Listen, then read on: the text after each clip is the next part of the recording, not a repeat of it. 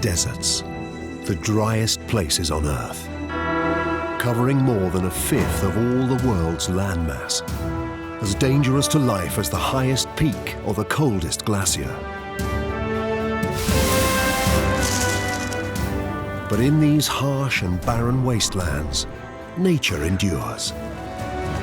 People have lived in the desert since the beginning of time. Resilient and resourceful, they have developed unique cultures and deep spiritual bonds with these arid lands. But the modern world of commerce and industry is encroaching on the desert, claiming its resources, changing the delicate balance of life. Now, more than ever, desert people must adapt to survive. This series tells their story of struggle and endeavor, of humanity's continuing relationship with the most challenging places on Earth.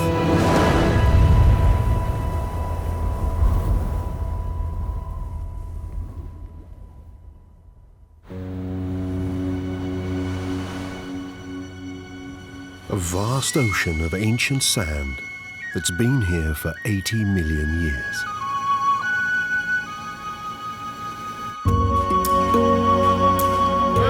Its name means wide open space. Stretching over 2,000 kilometers along the western coast of Namibia, lapped by the cool waters of the Atlantic.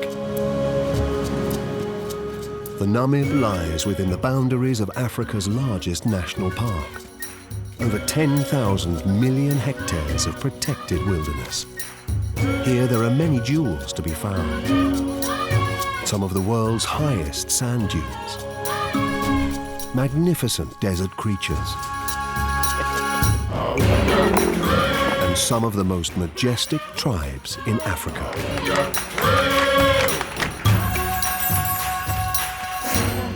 But today, it's not just the wilderness that needs protection. The Namib is in the grip of an HIV pandemic. It's estimated that within the next 10 years, 1 in 4 of Namibia's children will be orphaned to AIDS.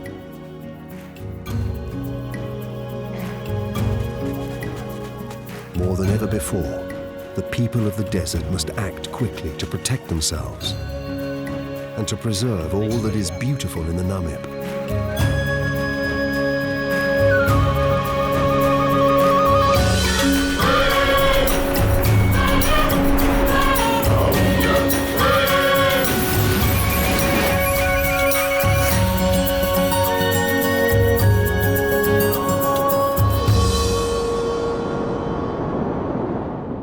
On the eastern edges of the desert lies Windhoek, Namibia's capital city. Here, brothers Bertus and Henk Schumann run a business offering exclusive aerial safaris. You see? Edward Boland, a very nice shipwreck actually. It stranded there in 1909, and it is 1 kilometer inland. So it's a family business, founded over 40 years ago by their father, Lo. Thank you. My father was one of the first to be crazy enough to bring people out here. Other people couldn't understand it. What is there to see out here? A beautiful desert if you know what to look for. Lo also knew where to look.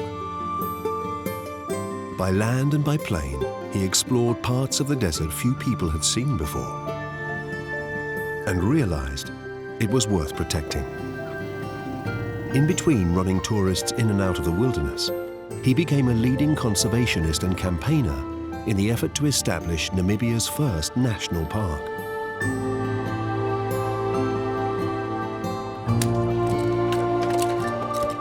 Today, Henk and Bertus fly their customers over the very territories their father worked so tirelessly to protect. For the lucky few, it's the trip of a lifetime.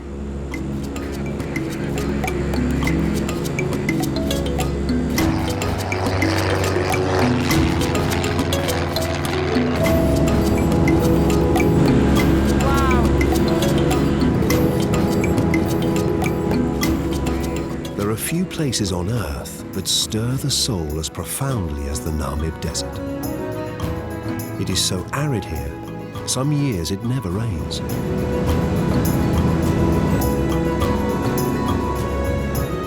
The coastal dunes are almost entirely barren, and the beaches pockmarked only by the relics of ships that have run aground on the desert's aptly named Skeleton Coast.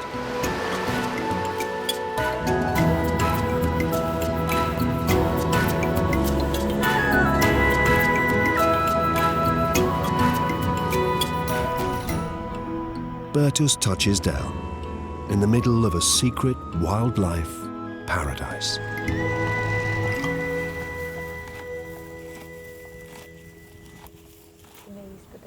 And at last, his guest experiences what she's flown so far to see. Magnificent creatures, roaming free in a habitat untouched by human hand.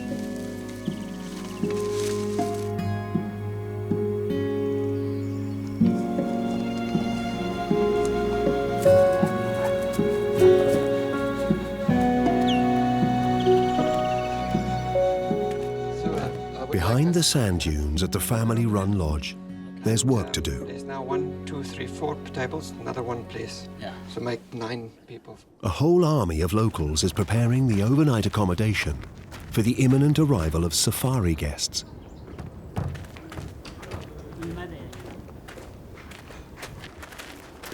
In charge of operations is old-timer and tribal chief Daniel.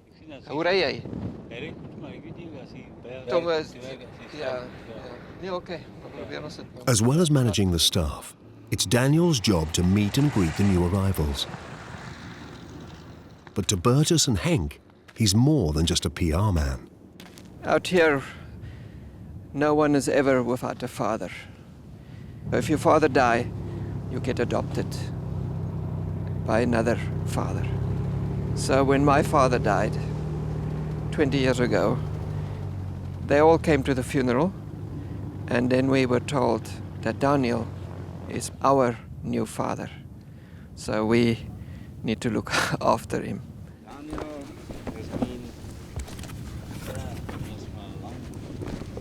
Daniel's involvement also gives the brothers an edge in business. And you can make things happen. When people talk to you, it's with respect, because my father is the headman of the Himba tribe here. For these guests, it's the end of a long and exciting day in the Namib. But tomorrow, the desert promises even bigger thrills.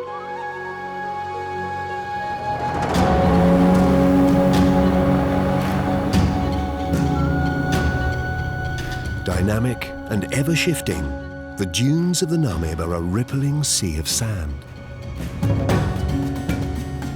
Adventure tourists can get the ride of their lives here.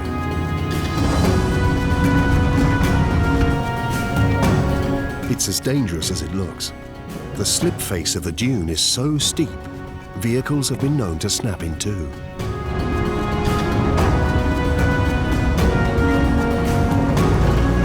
But Henk and Bertus tackle each one as if surfing a giant wave.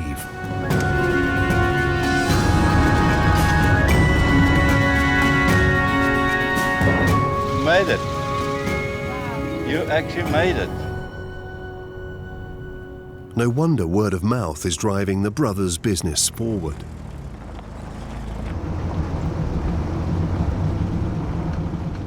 From small villages to seaside towns, tourism is a growth industry in Namibia, and everyone is looking to get in on the act.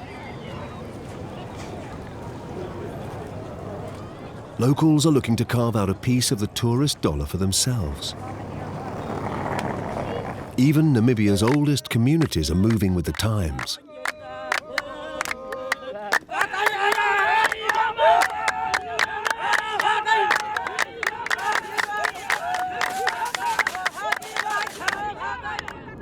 In the far north of the Namib, near the village of Puros, lies a remote tribal homestead. It shelters an extended family, 3 men, 11 women and 10 children. The whole community are members of the Himba tribe. For countless generations, the Himba have lived and thrived in this desert.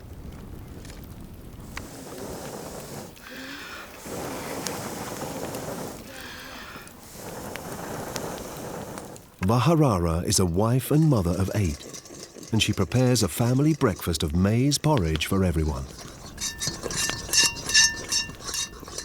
Today, the younger men of the tribe are away searching for pastures and water for their livestock. The village chief has left his elder brother Venemeho in charge. His only task is to stoke the sacred fire, and from time to time commune with the tribal ancestors.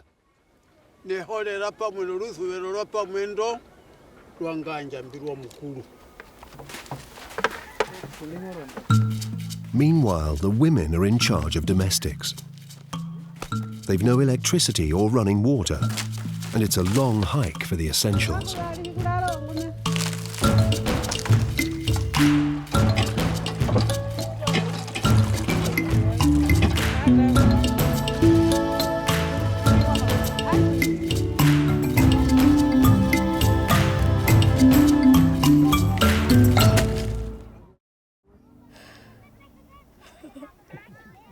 But these days, there are easier ways to make a living. The Himba have joined the tourist trade. The women weave and carve traditional gifts for which the visitors will pay good money. To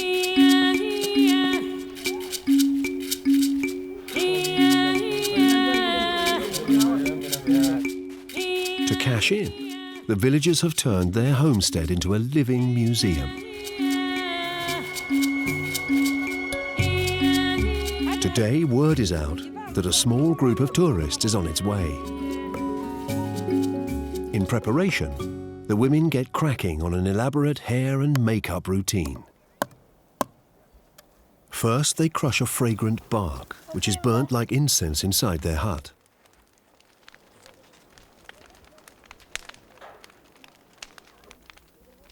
The women drape themselves over the smoking pot, a waterless cleansing ritual, the Himba equivalent of a bath.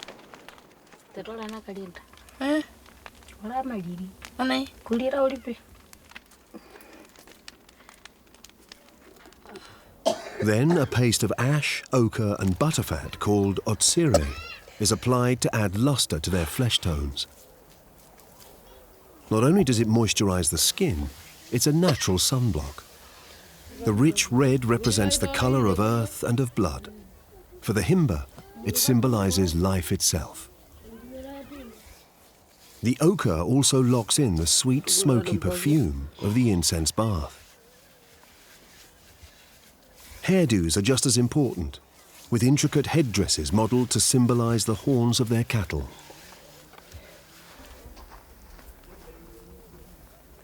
Finally, the tourists arrive. It's showtime. Dancing is an integral part of Himba life. There are dances that summon rain, dances for healing, and even some that can put you in a trance. Today's dance is just for fun.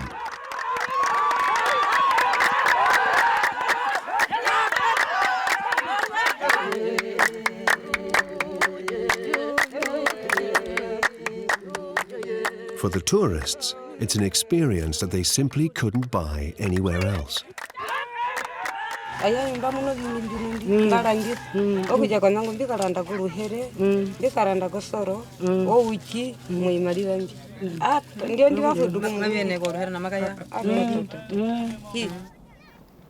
But it's not just about hand-to-mouth survival.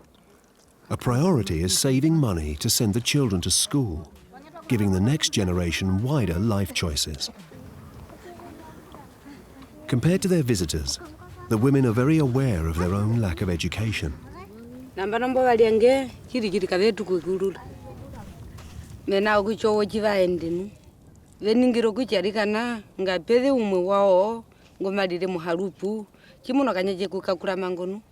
ave nene kuja mamu yenene amutu thetire mundu ngo amundari somuda rombumbu munao etatu yanja kuyiku okuja ingeno ho mwete jo bandu ndumbutu ha hongerwa mbuturia mayoba atumuna ayo bandumba mutu inge turina wa ulikuwo kave tunyengu.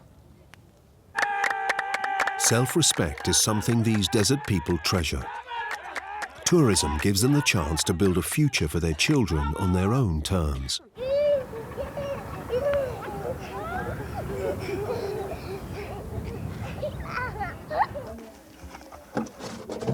But there's one thing in which the Himba can't be entirely self-sufficient. Healthcare. Once a year, an international charity drives the young and weak of the village to a mobile clinic. It's their one and only annual health check.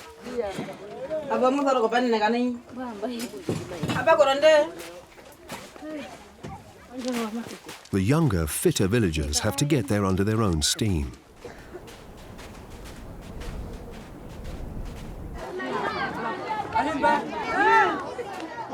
One of the volunteer doctors at the clinic is Namibian neurologist Dr. Vaya Vashiwa. He knows that in these remote areas, basic healthcare can save lives. We tend to encounter a lot of issues in the children part related to nutrition. The kids are usually quite small. Again, it's probably got to do with how much nutrition they receive at an early age. But poor nutrition is not the biggest threat. Even in the heart of the desert, HIV/AIDS is having a devastating effect.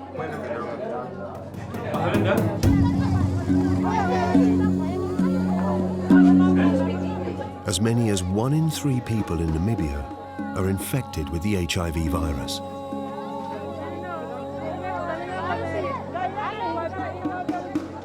Himba customs have made them particularly vulnerable. In these traditional communities, sexual activity starts early, and polygamy is the norm.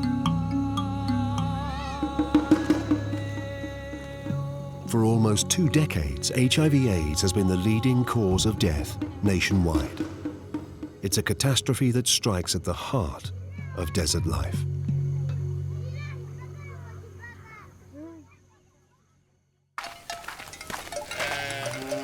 The remote village of Osikandero is made up almost entirely of children. Good morning, class. How are you? You are fine, thank you. What is this one? Is it? Yes. Aside from their enthusiasm to learn English, these children have one thing in common. Again? They are all Again? orphans. Very good. How are you today? And this is the man they call father. Are they doing good, Thomas? Yako Berger is a white Afrikaans. He takes a very special interest in the children's education. The school is an extension of an orphanage which Yako founded 13 years ago. When I get to villages, I couldn't handle that children get treated badly. In some cases, you can't do anything about it. But I decide I want to do my little bit for the Himba tribe and for the Himba people and the Himba community to start a place where the children can be safe. Bye-bye, class. Bye-bye, teacher. Bye-bye, class. Bye-bye, teacher. Okay, goodbye. Yako built the orphanage because this generation of desert children may never know what it is to have a traditional family. It's predicted that within 10 years, 1 in 4 children in Namibia will be orphaned by AIDS.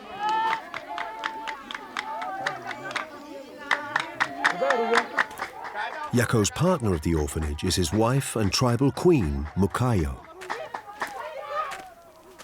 They work together to provide a long-term shelter for every growing child.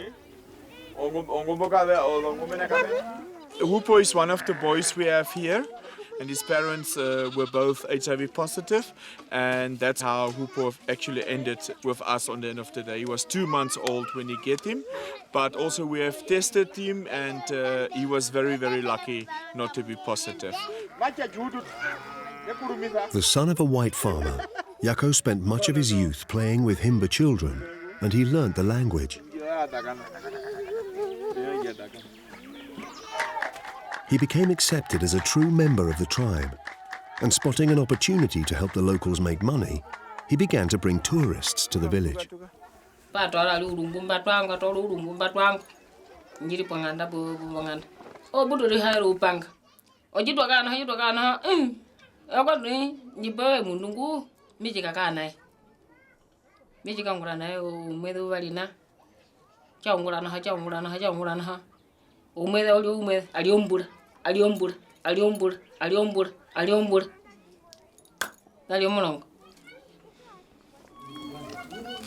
When Mukayo married Yako, she was 40 and already married to another man. As tribal queen, it was hoped that she would be a natural leader and produce many children to continue the ancestral line. Then sadly, Mukayo discovered she was unable to have children. But in marrying Yako, she had found a kindred spirit who would help her fulfill her maternal instincts. We love people, and to be together with many people and to help other people was the reason why we started to search for children and for other people to living together with us. This seed of an idea grew into the orphanage that is now home to 43 children. As well as providing an alternative family for Yako and Mukayo, the orphanage fulfills the critical role of providing a safe haven for children orphaned by AIDS. Part of Yako and Mukayo's vision is that the children here will learn to respect their ancient traditions as well as master new skills. Okay, this is my. This is my. In other desert villages, education is not available to all. This is my eyes. Okay, this is my. So these orphans are being given a very special start in life. Again. We give opportunity here to live the traditional way, but also to know about the Western world, the outside world there, and to combine the two worlds for them together. And we are trying our best, and so far it's really successful.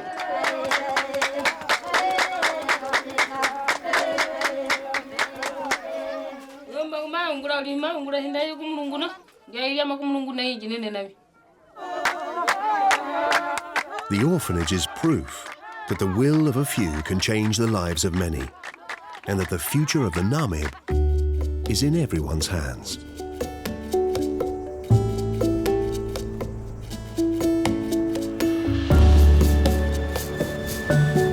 Today, while many of Namibia's children still grow up in the desert, many more are living increasingly urban lives, in towns and cities on the edges of the wilderness. How are you? Are you ready for the day? Morning, morning. My name is Tommy. Morning. Welcome aboard. This is my son TJ. He's going to accompany us today. The fastest growth has been in the Orongo region, where the population has doubled to 45,000 in just 20 years. Many of Orongo's children would never venture into the desert, were it not for the efforts of people like Tommy Collard, a local wildlife expert, who is determined to educate them about life beneath the sand. Today, Tommy is taking these teenagers into the desert for a wilderness lesson they'll never forget. I have a very large office. This is my office, you see? We live in an electronic age nowadays. And they actually make a joke that children are born with thick thumbs, you know, to play PlayStations. And if we do not expose them to this type of environment and the importance of it, the day when they have the opportunity to sit in the chair and make decisions, this will not be important for them. And that's why the education of kids is the tip of my heart.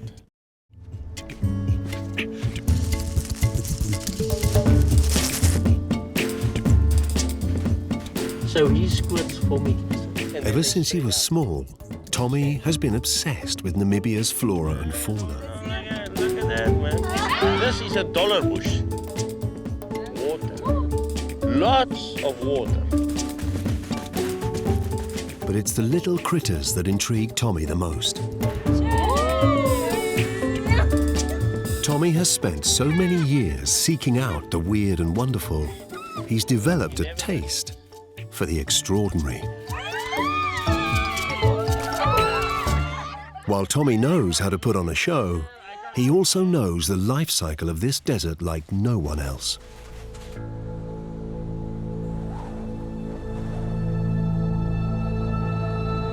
Though they look arid and lifeless, these dunes are home to a unique ecosystem.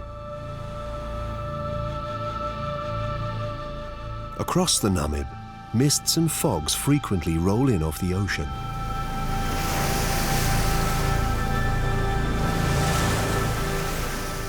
On plants, rocks and dunes, this moisture-rich air condenses into water droplets.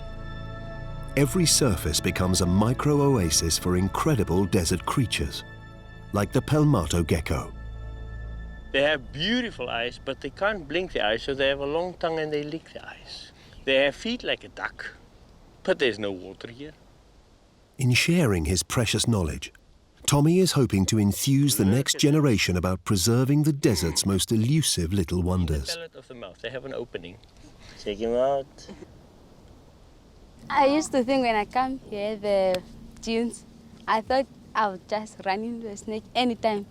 But now I saw the bushmen, I can see where the snake is, whether there's a snake or not. Okay, can you see the black tip of the tail? They drink water with it. This was very exciting and very fun. I thought like animals are harmful and stuff, but then the way you treat them will be the way they will treat you. And if you have respect for animals and you treat them with feeling, everything's fine. When they take that chameleon, to them it's witchcraft. They are terrified of chameleons. Just to take it like that and you see the light come on, then this whole morning trip was worth it.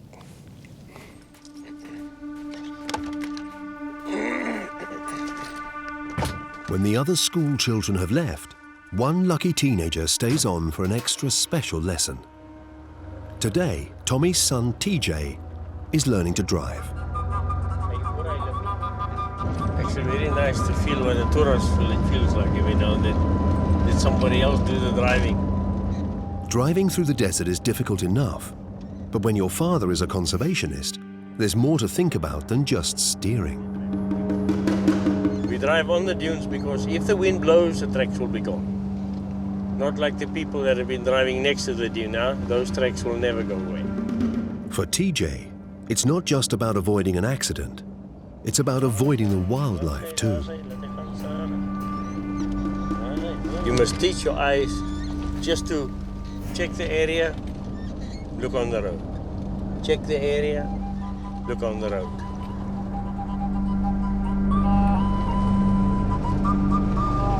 That's it, slowly. Yes.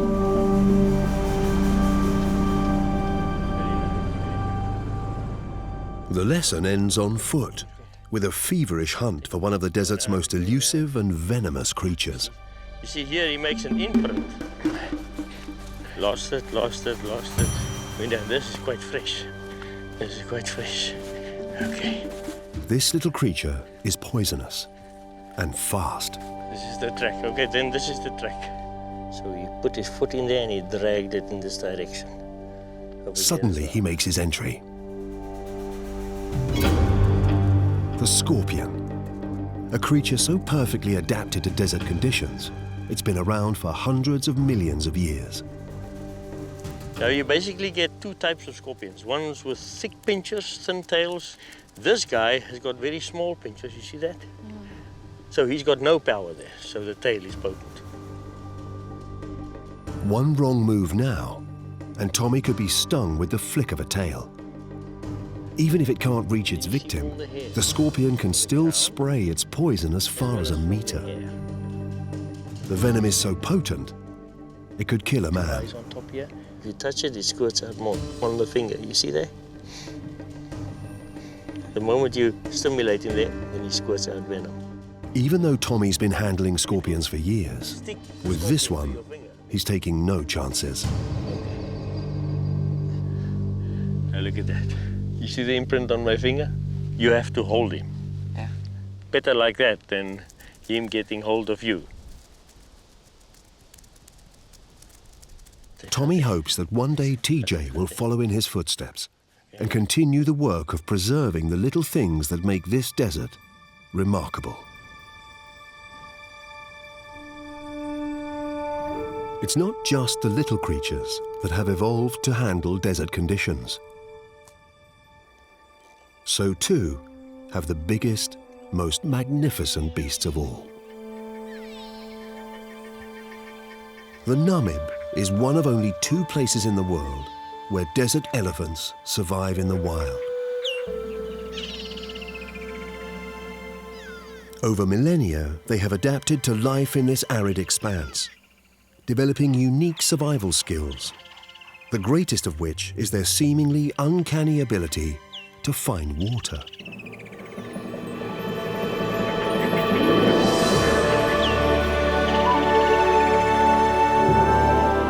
It's a skill that's vital to their survival. Even desert elephants need to drink up to 50 gallons of water a day. They do it through a combination of intelligence and super-sensitive hearing.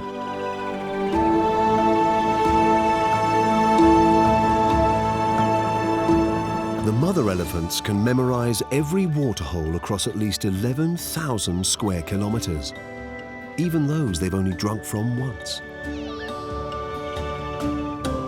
What's more, they can hear the sound of rainfall across great distances and lead the herd towards it. In the past, at the height of the dry season, humans searching for water knew their best bet was to follow the elephants. Using this knowledge, the indigenous Herero tribe were able to farm the desert, raising cattle and goats. But in the 19th century, they faced brutal competition for the desert's resources.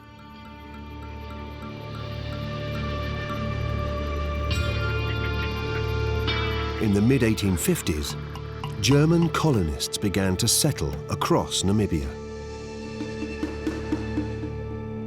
They seized the Herero's lands and handed them over to white farmers.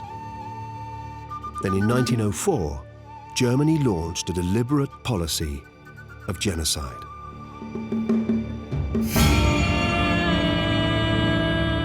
Thousands of Herero men, women, and children were massacred. Those that survived were sent to concentration camps, where they were denied proper food and shelter, and used as slave labor. Of the 80,000 Herero who previously lived here, only 15,000 survived.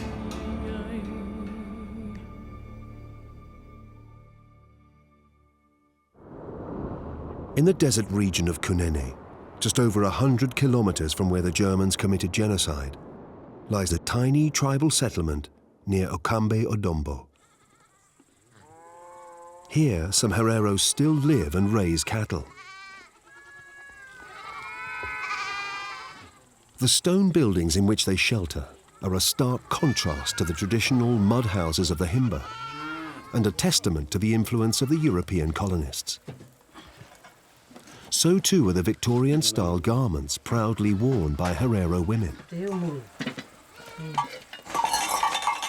Despite the desert heat, cattle farmer Ella Chivese wears a handmade dress and a different one every day.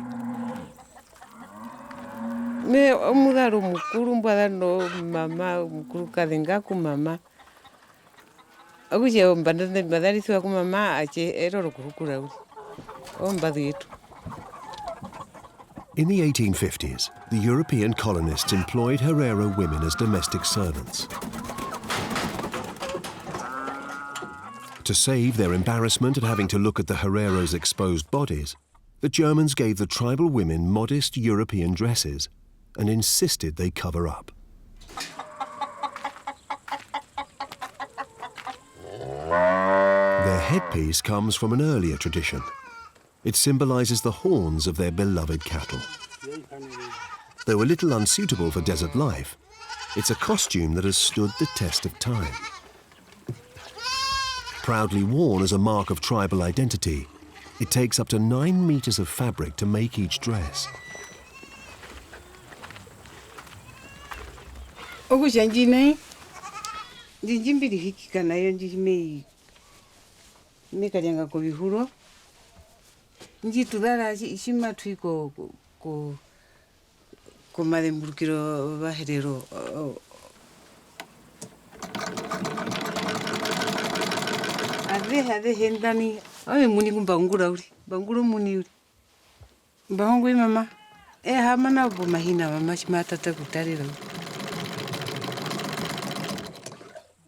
The Herero women have also turned their fashion into a tidy business, selling handmade dolls to tourists.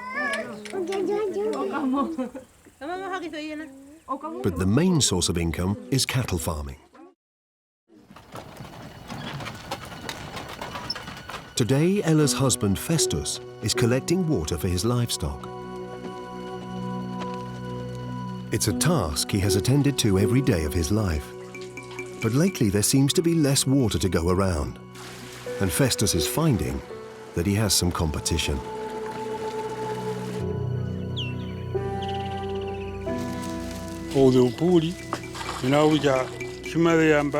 Provedendo imbinonyota kwa zangu ina hina kunwa oloderimba made konjisomea uliokuja leo tukuthira no kuyato vinatare tembando shira katana onjo kuyata karia rakatisu onjo no. In the past, villagers lived peacefully alongside the giants of the desert. But today, this symbiotic relationship has disintegrated into violence. Since the 1900s, poaching and hunting has decimated and displaced the elephant population. In turn, the animals are responding with aggression. In the past 6 years, 2 people have been killed locally by marauding elephants. As the attacks become more frequent, the locals are becoming increasingly anxious. And the ancestral knowledge of how to live peacefully with these great beasts is disappearing.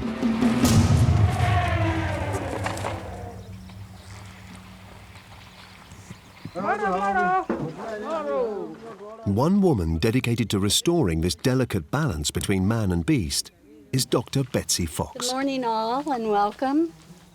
Having lived in Namibia for the past 22 years, Dr. Fox now works for an elephant conservation volunteer group based in the region. So that you're not so afraid. The organization wants to explode the myths about the dangers that elephants pose to humans. We are amazed at how much they actually don't know about elephants. They think if an elephant comes to your house, it's going to kill you. It creates a lot of fear among the people. And they will retaliate against the elephants if they do come to their house by shooting them sometimes.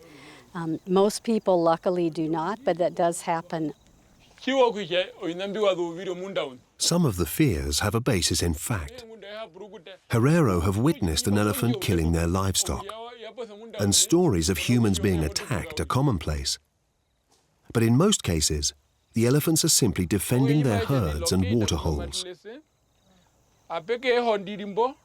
Today, Dr. Fox and her colleagues have persuaded these locals to come on a special safari to face their fears and experience the thrill of seeing elephants in the wild. And if we can take them out to the field and they can see the elephants firsthand and see that they're not going to hurt them, they're not going to do anything to them, then that really decreases their fear, changes their attitudes. That's what we're looking for. Okay, let's find these elephants. Okay.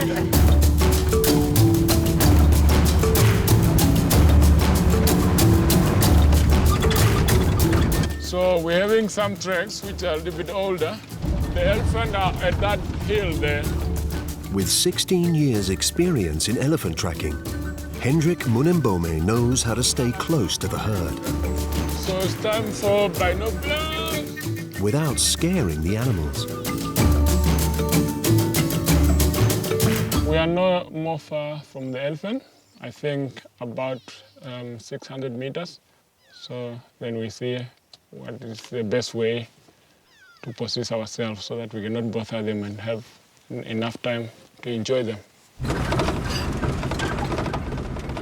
Then, in one magical moment, all preconceptions are swept aside.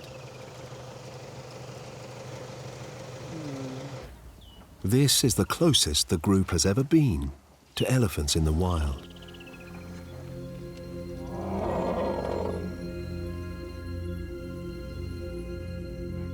It's precisely the outcome Betsy and her team have been hoping for.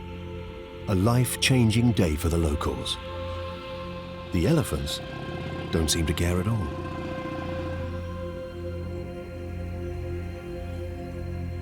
Tutenga chimboto kwa imona bauruma.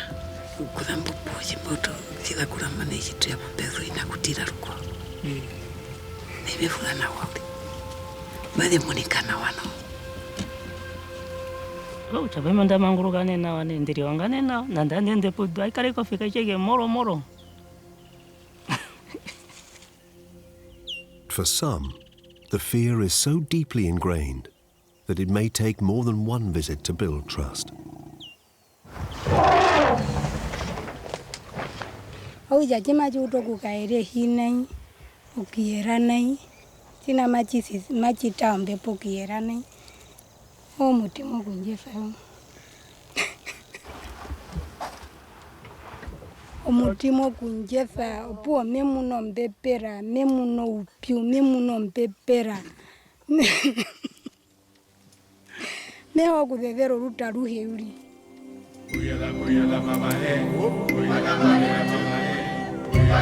The safaris are small scale, but Dr. Fox and her team are making a real difference, arresting the decline of ancient knowledge and protecting not only the future of the elephants, but also of the desert itself.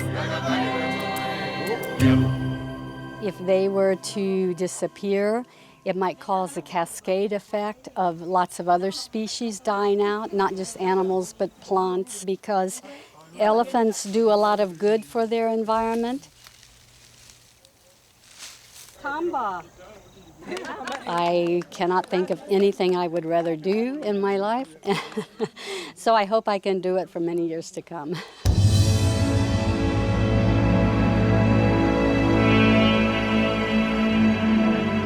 The desert is not just a beautifully balanced ecosystem.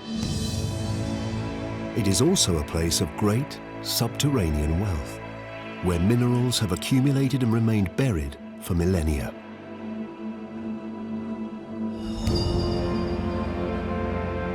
% of all the world's uranium lies beneath the vast expanses of the Namib.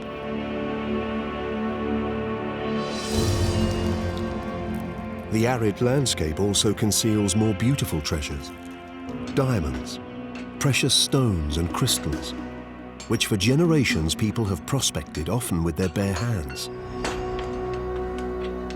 Though the chances of striking it rich are slim, the addiction of mining the desert is strong.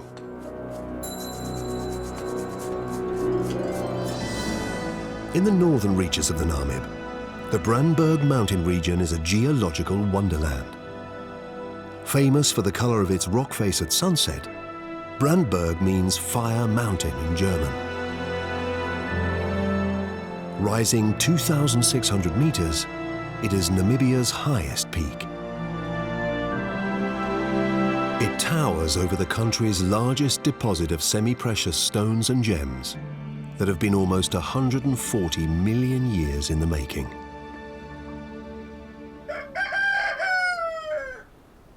In the shadow of the mountain, on the remote and rocky plains, there are 5 miners who are proud to call this place home. For 21 years, Russ Grief and his family have built up a small but profitable business, prospecting gemstones to sell overseas. The key to their success lies in a simple but effective formula, keeping it small and keeping it in the family. The Griefs are almost entirely self-sufficient, and they embrace the isolation. Die woestyn is nie vir enige mens bedoel nie. As jy na die uitgestrektheid om jou kyk en jy plaas jouself daar in daai uitgestrektheid en jy probeer terugkyk na waar jy staan, dan sien jy kan jouself nie raak sien nie, so klein is jy. So die woestyn het 'n spesiale effek op 'n mens en dit is die manier om 'n mens te brei om by hom aan te pas. Die woestyn pas nie by jou aan nie.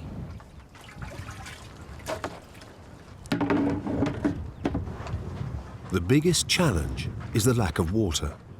It hasn't rained on the homestead for 2 years, and everyone's supply is rationed. The secret to survival is a careful division of labour. During the week, one of Martha's tasks is to educate her son. And it's not just the potential expense of sending him away to boarding school that motivates her. Kyk die grafiek. Want hulle moet geleerdheid hê en hulle moet geletterd wees en die skole van vandag is so vol boosheid dat ek besluit het my kinders sal uit die huis uit leer. Meanwhile, outside in the dusty quarry, the compressor splutters to life.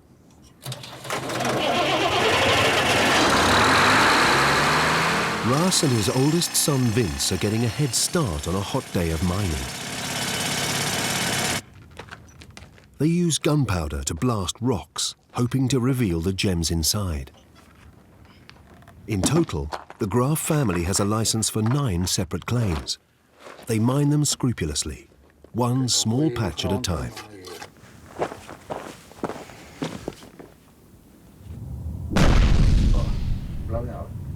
It's an industrial process, but by doing it on a small scale, the environmental impact is limited. They almost always unearth chunks of crystal, and sometimes they find something extra special. Unusual, colourful, or large crystals are the most attractive to collectors, and Ras can't mine fast enough to keep up with demand. Die grootte van hierdie kristal en die feit dat hy op 'n matriek staan, maak dat hy sy waarde baie meer is as wat dit net 'n enkele los kristal sou gewees het. Die kwaliteit van die kristal op sigself is 'n goeie kwaliteit en hy is onbeskadig. The family has also invested in specialist machinery, so Martha and daughter Ella can clean and polish the smaller gems. Om klippe te prosesseer, die manier wat ons dit doen, voeg ons waarde toe. Ons gee waarde en ons sit 'n bietjie liefde en energie in wat ons doen, dan kry ons meer waarde vir ons produkte.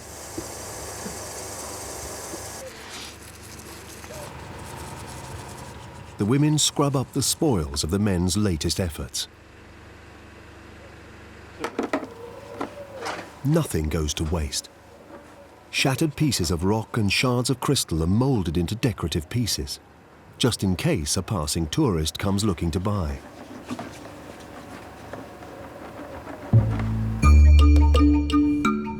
As soon as the sun goes down, Ras and the family get busy with an important evening routine. They're on the lookout for a particularly unwelcome house guest who likes to visit at night.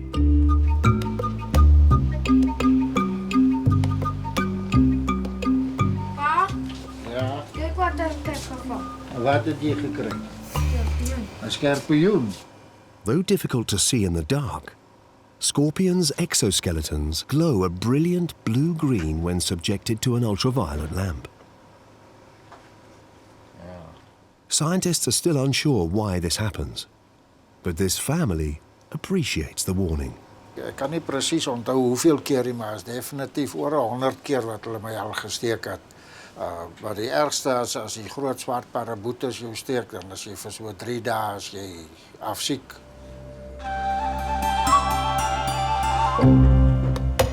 To end the day, it's barbecue time, desert style. It might be a simple existence, but Ras is convinced that with the right marketing and a bit of money, he and his family have a unique desert experience to offer the tourists. oneindige potensiaal wat hier is.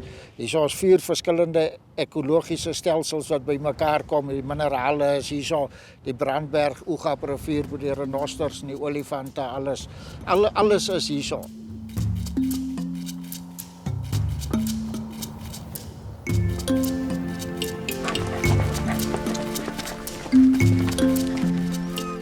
So many of the people who've made their home in the oldest desert on Earth share the same passion, to work together to preserve the pristine nature of the Namib.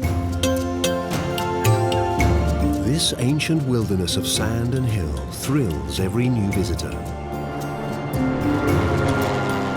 Those who have the privilege come to see that life here is more than a safari. Every generation born here needs to learn how to refresh the balance of life between the desert and its creatures.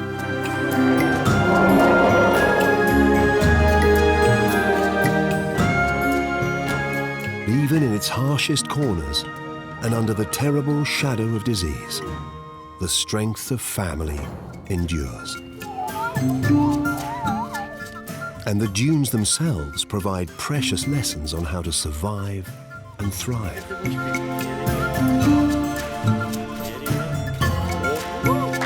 In the Namib Desert, the dance of life goes on.